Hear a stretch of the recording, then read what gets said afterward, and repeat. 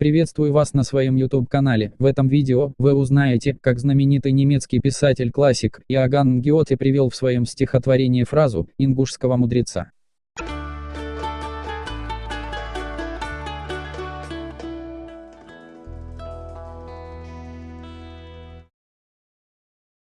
В 1811 году немецкие геологи Мориц фон Энгельгард и Фридрих Парот отправились в путешествие по Кавказу. О тех впечатлениях, что оставил в их сердцах этот сказочно красивый край, они поведали читателю в книге, увидевшей свет в Берлине 4 года спустя. Одна из глав этой книги называется «Посещение Энгельгартом Галга-Ингушетии». Она вызвала особый интерес издателей и незадолго до выхода самой книги была опубликована в 4-м томе сборника Хомеера «Сокровищницы Востока». В этой главе Энгельгард описывает чарующую природу земли ингушской и некоторые обычаи живущего на ней народа. Свой восторженный текст ученый и путешественник сопровождает рисунками храма Тхабаэрды и сторожевых башен Халхай-Кошки. От его наблюдательного и пытливого взора не укрываются и характерные черты ингушей. Энгельгард, в частности, пишет: люди, которые только краем крови и общим языком едва объединяются в народ, в полной свободе радостно используют тренированную силу руки, чтобы достичь того, чего желают, и в такой свободе находят свое полное счастье. Где мы найдем такое на нашем континенте, кроме как на Кавказе? Так что мы хотели бы похвалить мужчину, который однажды предложение о покорности отверг коротким ответом: над своей шапкой он видит только небо.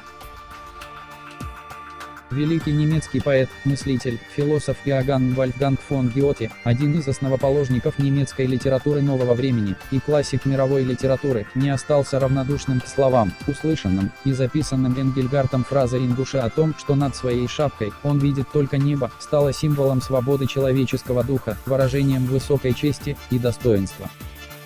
Прочитав ее, великий Гёте был настолько очарован свободолюбивым ингушом, что это вдохновило его в 1815 году на написание стихотворения «Фрисайн», что в переводе означает «свободолюбие». У этого стихотворения имеется несколько переводов, но мы приведем перевод Вильгельма Левика. «Лишь в седле я что-нибудь достою. Лишь обооки, где уж вам за мною. Я промчусь по самым дальним странам, только звезды над моим тюрбаном. Велел он звездам, чтоб зажглись, да светит нам в пути, смотри же, неотрывно ввысь, чтоб радость обрести».